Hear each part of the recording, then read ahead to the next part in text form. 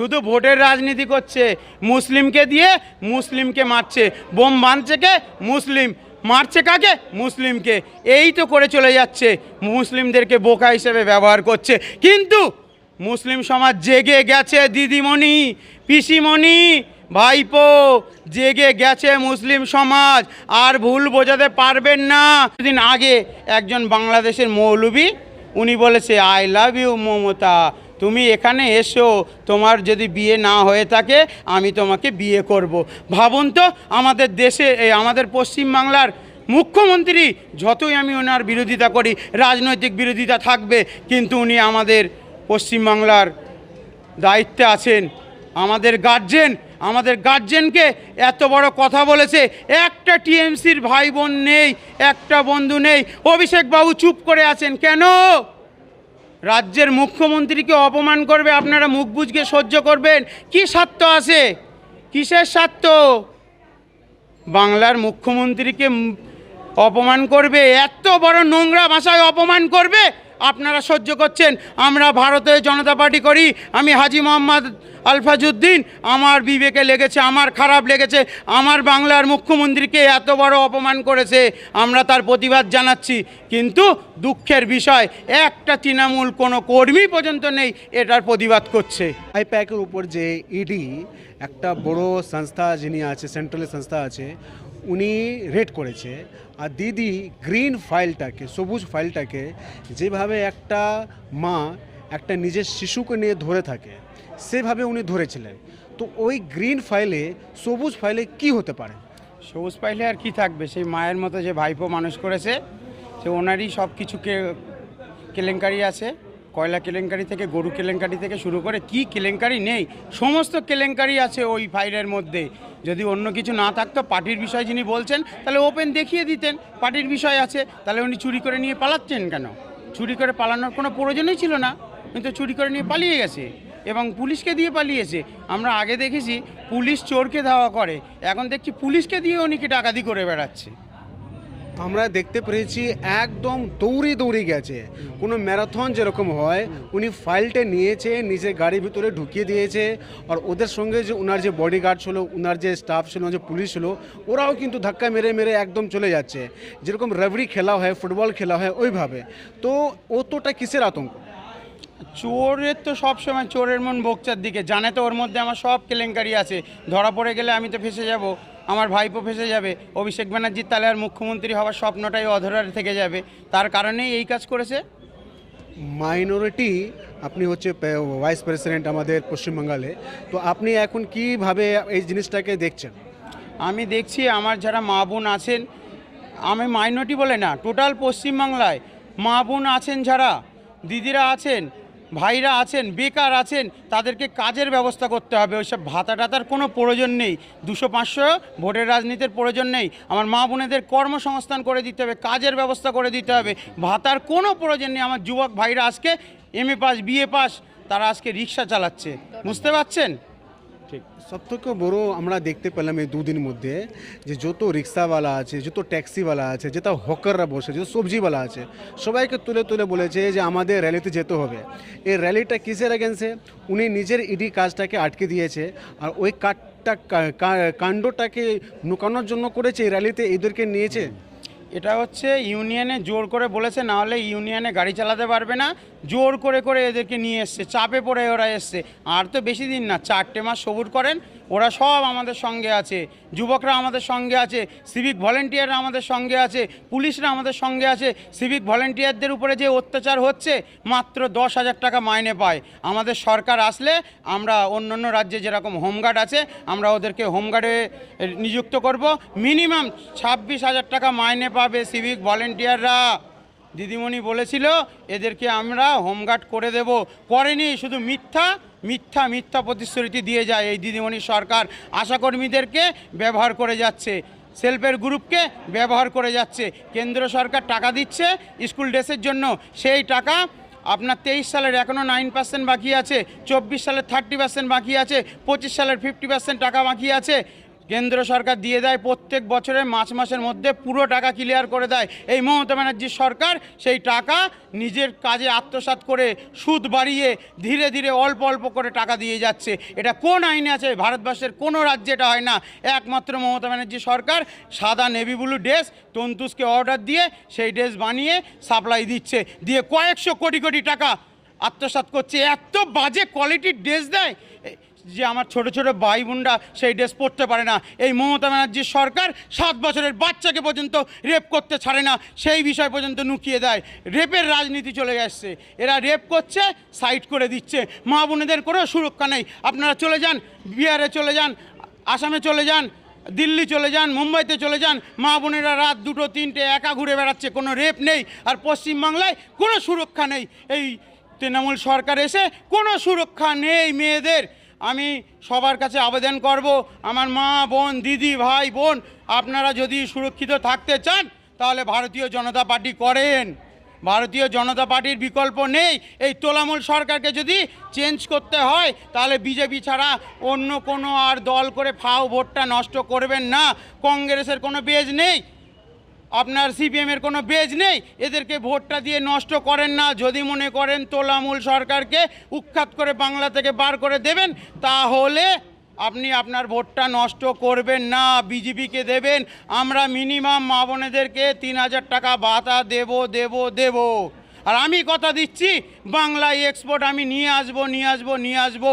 আমি আমার যারা সিনিয়র লিডার আছে বাংলায় এবং স্টেটে যারা এই আপনার কেন্দ্রে যারা সিনিয়র লিডার আছে ওনাদের সঙ্গে আমি বসবো, যাতে আমাদের পশ্চিমবাংলায় প্রচুর কলকারখানা স্কুল বন্ধ করে দিয়েছে এই তৃণমূল সরকার। আমি ওনাদের সঙ্গে বসবো এবং সিনিয়রদের নিয়ে আলোচনা করে যাতে আমাদের এখানে এক্সপোর্ট ইম্পোর্ট হয়। পশ্চিমবাংলার খেটে খাওয়া মানুষ, MA pass, BA pass, B.Ed করা ছেলেরা আর ওই সিভিক ভলেন্টিয়ারের মতো কষ্ট করতে হবে না, তাদেরকেও যেরকম দেখা হবে। বেকার যুবক যারা আছে রিক্সা চালিয়ে বেড়াচ্ছে, তাস পিটছে, কাজ নেই, তাদেরকে কাজের ব্যবস্থা করে দেব। মা বোনেরা যারা ওই ভাতা নিয়ে কোনো রকম করে সংসার চালাচ্ছে তাদের কাজের ব্যবস্থা করে দেব। আমি হাজী মোহাম্মদ আলফাজউদ্দিন কথা দিচ্ছি, পুরুলিয়া বাঁকুড়ায় আপনারা যাবেন, সারাদিনে দেখবেন মহিলারা ছোট ছোট বাচ্চা দাঁড়িয়ে আছে, তাদের নাক দিয়ে শিকনি পড়ছে, জামা নেই, কিচ্ছু নেই, খাওয়ার নেই, বস্ত্র নেই। তারা কি কষ্ট করছে এই ঠান্ডার দিনে, তারা কাঁপছে, একটা কম্বল নেই, কিচ্ছু নেই। সারাদিন সকালে উঠে যাচ্ছে মা পাহাড়ের উপরে, সেই পাহাড় থেকে কাঠ কাটছে, সেই কাঠ কেটে নিয়ে এসে 50 টাকায় 100 টাকায় বিক্রি করছে। তারপরে কিছু চাল কিনে আনতে পারছে তো ডাল কিনতে পারছে না, কোনো দিন একটু সবজি আনতে পারছে তো সেদিন চাল জুটছে না। এইভাবে কষ্টে আপনারা অনেকেই যান পুরুলিয়ায় অযোধ্যা পাহাড়ে বেড়াতে, তখন দেখবেন রাস্তার ধারে করুণ অবস্থা। পুরুলিয়ায় আপনারা চলে যাবেন, বাঁকুড়ায় চলে যাবেন, করুণ অবস্থা দেখলে আপনাদের চোখ দিয়ে জল পড়বে। আমি ওয়েস্ট বেঙ্গলের সমস্ত ডিস্ট্রিক্টে ঘুরে ঘুরে দেখি এবং সেই কষ্টে আমার বুক ফেটে যায়। আমি এখানে ভারতীয় জনতা পার্টি করি, আমি এখানে লুটতে আসিনি এবং ভারতীয় জনতা পার্টিতে কাউকে লুটতে দেব না। আমাদের একটাই স্লোগান, সবকা সাথ সবকা বিকাশ। না খাবো না কাউকে খেতে দেব। এটা তোলামূল পার্টি না। আপনার নির্ভয়ে মুসলিম ভাইদেরকে আমি আহ্বান জানাচ্ছি, মুসলিম মা বোনেদেরকে আহ্বান জানাচ্ছি, আপনারা নির্ভয়ে ভারতীয় জনতা পার্টি করুন, কোনো সমস্যা নেই। জয় শ্রীরাম বলতে হবে না, জয় হিন্দ বলবেন, বন্দে মাতারাম বলবেন, কোনো সমস্যা নেই। এই যে আইপ্যাক যেটা নিয়ে মমতাদি বলছে যে আমার কাছে একটা পেন ড্রাইভ আছে, ওই পেন ড্রাইভটা কী হতে পারে? ওই পেন ড্রাইভ জন্য উনি অত কনফিডেন্ট কেন? ওই পেন ড্রাইভে কী আছে? ভাইপোর দুনিয়ার কেলেঙ্কারি আছে, কয়লা কেলেঙ্কারি, গরু কেলেঙ্কারি থেকে শুরু করে যত রকমের কেলেঙ্কারির সঙ্গে যুক্ত সব রেকর্ডের মধ্যে আছে। আর মানায় একজন মুখ্যমন্ত্রী হয় ফাইল নিয়ে চুরি করছে, ডাকাতি করছে, চুরি করাও কম বলা হবে। যদিও উনি যেটা বলছেন যে ওটা ইলেকশনের আছে, ওখানে তো পরিষ্কার দেখা যাচ্ছে 2022 সালে প্রার্থীর জন্য লিস্ট করে রেখেছে তোলামূল সরকার। এরা তো শুধু তোলে, টিকিটও বিক্রি করে, কয়েকশো কোটি টাকায় টিকিট বিক্রি করে। এদের সিস্টেম কি? 10 জনের কাছ থেকে দলের থেকে টাকা তুলে নেয়, সব থেকে বেশি যে টাকা দেয় তাকেই টিকিট দেয়। এদের গোষ্ঠীদ্বন্দ্ব, আপনি পাড়ায় থেকে শুরু করে আপনার স্টেট পর্যন্ত শুধু গোষ্ঠীদ্বন্দ্ব। টোটাল পশ্চিমবাংলায় তোলামূল সরকার 5, 6টা, 7টা, 8টা, 10টা করে গোষ্ঠীদ্বন্দ্ব। পশ্চিমবাংলে আমরা দেখতে পাচ্ছি এখানকার যে পুলিশরা আছে ওরা নিজের কাজ ছাড়া ওরা শুধু আর একটাই কাজ করে যে কোথায় থেকে আমরা টাকা নিতে পারবো। জনগণকে কিভাবে আমরা ডিস্টার্ব করব, নিজের কাজ করব না, ট্রাফিকটা কিছু কাজ করব না, ট্রাফিক থেকে হালকা ভুল হলে বলবো না যে ওখান থেকে যাবেন না, ওরা ওয়েট করবে যে আমরা কিভাবে যাব আর ওর থেকে ফাইন নেব। ফাইনটা কি, গুগল পে করে দাও, ওই পান দোকানে চলে যাও, ওই চা দোকানে চলে যাও। তো এই যে কারাপশন চলছে পুলিশদের মধ্যে, ওটা কি ভাবছেন আপনি? এটা কী করবে? পুলিশরা তো সংসার চালাতে পারে না, এখানে ডিএ দিচ্ছে না। আমাদের সরকার যখন আসবে পুলিশদেরকে সমকাজে সমবেতন দেবে, পুরো ডিএ দিয়ে দেবে, সিভিক ভলেন্টিয়ারদেরকে হোমগার্ডে দিয়ে দেবে। আর আপনার যারা টিএসজি আছে, টিএসজিকে নিয়ে ছেলে খেলা করছে, 2,500 থেকে 3,000 টিএসজি নিয়েছে, টেম্পোরারি হোমগার্ড, ওদেরকে নিয়ে ছেলে খেলা করছে। কেমন? ওদেরকে 6 বছর কাজ দিয়েছে, আবার কিছু নতুন ছেলে ঢোকাচ্ছে, পুরনো ছেলে বাদ দিয়ে দিচ্ছে। ভাবুন তো, 6 বছর কাজ করার পরে সেখান থেকে যখন চলে এসছে আমার বারাসাত ডিস্ট্রিক্টে, ওখানে 12 জনকে এই রিসেন্টলি পুজোর আগে বন্ধ করে দেওয়া হয়েছে। তার মধ্যে একটা ছেলে সংসার না চালাতে পেরে আস্তে আস্তে ধুকে ধুকে সে মারাই গেল। আবার শুনছি রিসেন্টলি ফের আবার নারায়ণ গোস্বামী, আমি নাম ধরে বলে দিচ্ছি, নতুন করে আবার 40টা ছেলে মেয়ে নেবে আর পুরনো ছেলে মেয়েকে বাদ দেওয়ার পরিকল্পনা করছে। এই নারায়ণ গোস্বামী এই 12 জনকে নতুন ছেলে ঢুকিয়েছে আর এই 12 জনকে বাদ দিয়েছে। তারা আজকে অসহায়। পুজোর আগে বলেন তো এই 12 জন ছেলেকে কি করে বাদ দেয়? এদের 2-1টা ছেলের হয়তো একটু ডিউটির প্রবলেম ছিল, বাকি সবাই ঠিক ছিল, পারফেক্ট ডিউটি করতো। আমি তার প্রমাণ করে দেব। তারা আজকে নিঃস্ব হয়ে ঘুরে বেড়াচ্ছে। 6 বছর কাজ করার পরে তারা আজকে বেকার। বলুন তো, তাদের বয়স হয়ে গেছে, কোথায় যাবে? খাওয়া হচ্ছে না, ছেলে মেয়েকে দুধ কিনে দিতে পারছে না। কষ্টের কথা আমার সঙ্গে শেয়ার করে। আমি যতটা পারি তাদেরকে হেল্প করছি, আগামী দিনে হেল্প করে যাব। সিভিক ভলেন্টিয়াররা কেন রাস্তায় গাড়ি ধরছে? তাদের কারণ আছে, সংসার চালাতে পারছে না। পেটে যখন খিদে থাকবে তখন রাস্তায় ভিক্ষা করবে। যদি ওদেরকে 26,000 টাকা মাইনে করে দেওয়া হয়, আমি গ্যারান্টি দিচ্ছি ওরা কোনো দিন ওই রাস্তায় গাড়ি ধরতে যাবে না। ওই আমাদের কনস্টেবলরা ওরা গাড়ি ধরতে যাবে না। ওদেরকে যদি ডিএ 100% দেওয়া হয়, আমাদের কেন্দ্র সরকারের যে ডিএ দেওয়া হয় সেই ডিএ আমরা ব্যবস্থা করে দেবো। ওরা আর ওইভাবে গাড়ি ধরবে না, অফিসাররা করবে না। পেটে যখন খিদে থাকবে তখন মানুষ অনেক কিছু করবে, ওদের দোষ নয়। পশ্চিমবাংলে স্কুল ব্যবস্থার উপর আপনি কি বলছেন, স্কুল আর মাদ্রাসা? কী আর বলবো, পশ্চিমবাংলায় মুসলিমকে তুরুপের তাস হিসাবে ব্যবহার করে। বলুন তো, মুসলিমদের 1%ও চাকরি আছে পশ্চিমবাংলায়? শুধু ভোটের রাজনীতি করছে, মুসলিমকে দিয়ে মুসলিমকে মারছে। বোম বাঁধছে কে? মুসলিম। মারছে কাকে? মুসলিমকে। এই তো করে চলে যাচ্ছে, মুসলিমদেরকে বোকা হিসেবে ব্যবহার করছে। কিন্তু মুসলিম সমাজ জেগে গেছে, দিদিমণি, পিসিমণি, ভাইপো, জেগে গেছে মুসলিম সমাজ। আর ভুল বোঝাতে পারবেন না, আর বন্দুক তুলে দিতে পারবেন না, আর বোম মারতে পারবেন না আমার মুসলিম ভাই বোনদেরকে।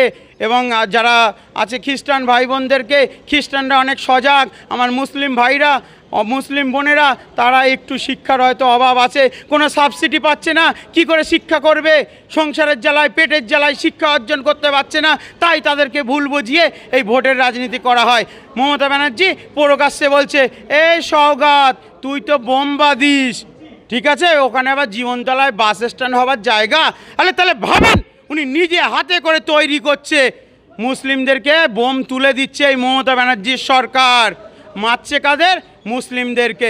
ভোটের জন্য কদিনকে চা বিড়ি সিগারেট খাইয়ে, মদ খাইয়ে ভোটটা করিয়ে নিচ্ছে। তারপরে যখন এরা প্রবলেমে পড়ে যাচ্ছে, জেল কাটছে, তখন নেতারা বলে যাচ্ছে, এই আমার কাজ আছে, একটু মিটিং আছে, ঠিক আছে তোদের পরে দেখা করব বলে চলে যাচ্ছে। আমার এই মুসলিম ভাইরা জেল কাটছে, কোনো নেতা তাদেরকে দেখে না। এদের শুধু তুরুপের তাস ব্যবহার করে আর ভোটের রাজনীতি করে। ভোট হয়ে গেলে এদেরকে ফুটবলের মতো লাথি মেরে ফেলে দেয় এই তোলামূল সরকার। হাসপাতাল কি ব্যবস্থা আছে পশ্চিমবাংলে? হাসপাতালের কথা আর কি বলবো, আর কিছু বলার নেই। এই যে স্বাস্থ্যসাথীর কাট করে দিয়েছে, এর আসল গল্প জানেন? সব নার্সিংহোমের সঙ্গে সেটিং, অপারেশন করছে, বিল বানিয়ে দিচ্ছে, কয়েকশো কোটি টাকা সেটিং করে লুটে নিচ্ছে।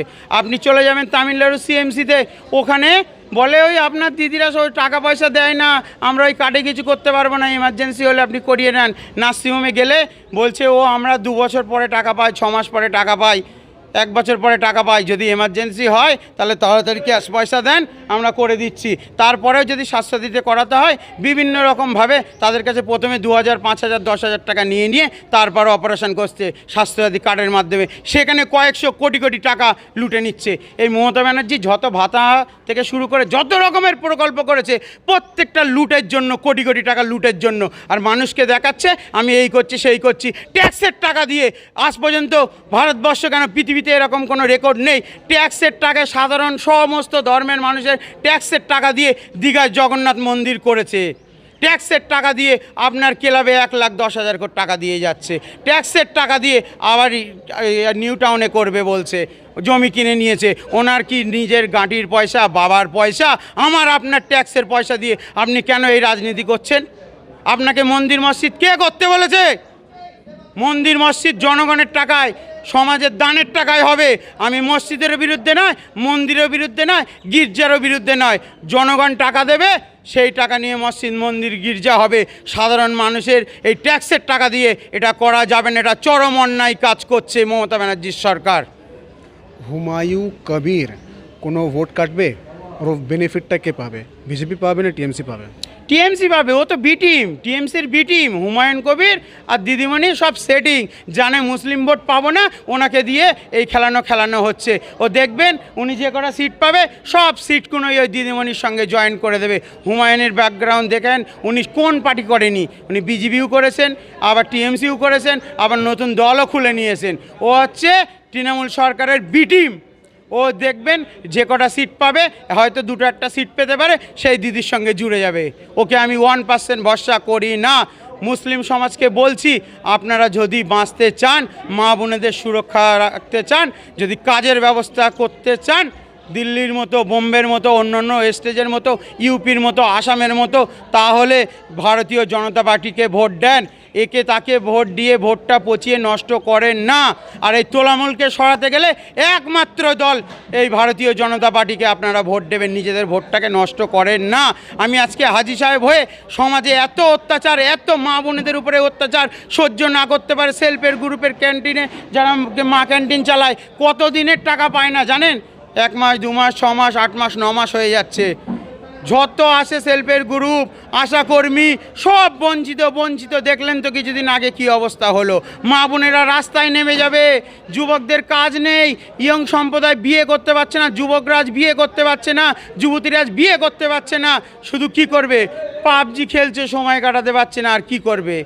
কাজ নেই, তা কি করবে? কোনো কাজের ব্যবস্থা করেছে? শুধু কলকারখানা বন্ধ করে গেছে, বন্ধ। স্কুলও বন্ধ করে গেছে। আচ্ছা বলুন তো, মমতা ব্যানার্জির সরকার কটা ফিতে কেটেছে, কটা কলকারখানা করেছে? টাটাকে তো বিদায় দিয়ে এখানে রামরাজত্ব চালু করে দিয়েছে। কোনো কাজের সরকার নয়। মুসলিমদেরকে বলছে আমি তোমাদের নানি, খালা, মাসি। হিন্দুদেরকে বলছে আমি তো তোমাদের সঙ্গেই আছি। দেখতে পাচ্ছ না জগন্নাথ মন্দির করে দিয়েছে, মন্দির করেছে আমাদের ট্যাক্সের টাকায়। এতে হিন্দুর টাকা আছে, মুসলিমের টাকা আছে, খ্রিস্টানের টাকা আছে, জৈনর টাকা আছে, সব ধর্ম ভারতে যারা বাস করে সবার টাকা আছে। কিন্তু গিয়ে দেখবেন জগন্নাথ মন্দিরের ভিতরে কিছুটা যাবার পরে সেখানে পরিষ্কার লেখা আছে এরপরে হিন্দু ছাড়া প্রবেশ নিষেধ। আপনি চলে যান দক্ষিণেশ্বর মন্দিরে, আমি নিজে অনেকবার গেছি পুজো দিতে, কোনো ভেদাভেদ নেই, সবার জন্য উন্মুক্ত। দিদিমণির সরকার শুধু ধর্মে বিভেদ করে দিচ্ছে। রোজার সময় আমরা যারা আছি মুসলিম, সারাদিন না খেয়ে উপোস, নির্জলা থেকে থুতু পর্যন্ত আমরা গিলি না। আর উনি আসছেন সারাদিন গান্ডে পিণ্ডে গিলে মাছ খেয়ে মুখ দিয়ে ভক করে গন্ধ বেরোচ্ছে, মাছের গন্ধ, আমাদের সঙ্গে বসে যাচ্ছে এরকম করে একটা বড় ঘোমটা দিয়ে, একদম মুসলিম খালা হয়ে গেছে। আর আমরা মুসলিম সমাজে আমরা যারা বুঝি না, ওনার নাটক বুঝি না, আমরা ভেবেছি এ তো আমাদের নানি এসছে, এ তো আমাদের খালা এসছে, এ তো মমতা বুবু এসছে, তাই আমরা ওনাকে ব্যবস্থা করছি। আর দেখবেন এ বাংলাদেশের সেই ইউনূস সরকারের থেকেও বাজে। দেখবেন কিছুদিন আগে একজন বাংলাদেশের মৌলবি, উনি বলেছে আই লাভ ইউ মমতা, তুমি এখানে এসো, তোমার যদি বিয়ে না হয়ে থাকে আমি তোমাকে বিয়ে করব। ভাবুন তো, আমাদের দেশে আমাদের পশ্চিমবাংলার মুখ্যমন্ত্রী, যতই আমি ওনার বিরোধিতা করি, রাজনৈতিক বিরোধিতা থাকবে, কিন্তু উনি আমাদের পশ্চিমবাংলার দায়িত্বে আছেন, আমাদের গার্জেন, আমাদের গার্জেনকে এত বড় কথা বলেছে। একটা টিএমসির ভাই বোন নেই, একটা বন্ধু নেই। অভিষেক বাবু চুপ করে আছেন কেন? রাজ্যের মুখ্যমন্ত্রীকে অপমান করবে, আপনারা মুখ বুজকে সহ্য করবেন? কি স্বার্থ আছে? কিসের স্বার্থ? বাংলার মুখ্যমন্ত্রীকে অপমান করবে, এত বড় নোংরা ভাষায় অপমান করবে, আপনারা সহ্য করছেন। আমরা ভারতীয় জনতা পার্টি করি, আমি হাজী মোহাম্মদ আলফাজউদ্দিন, আমার বিবেকে লেগেছে, আমার খারাপ লেগেছে। আমার বাংলার মুখ্যমন্ত্রীকে এত বড় অপমান করেছে, আমরা তার প্রতিবাদ জানাচ্ছি। কিন্তু দুঃখের বিষয়, একটা তৃণমূল কোনো কর্মী পর্যন্ত নেই এটার প্রতিবাদ করছে।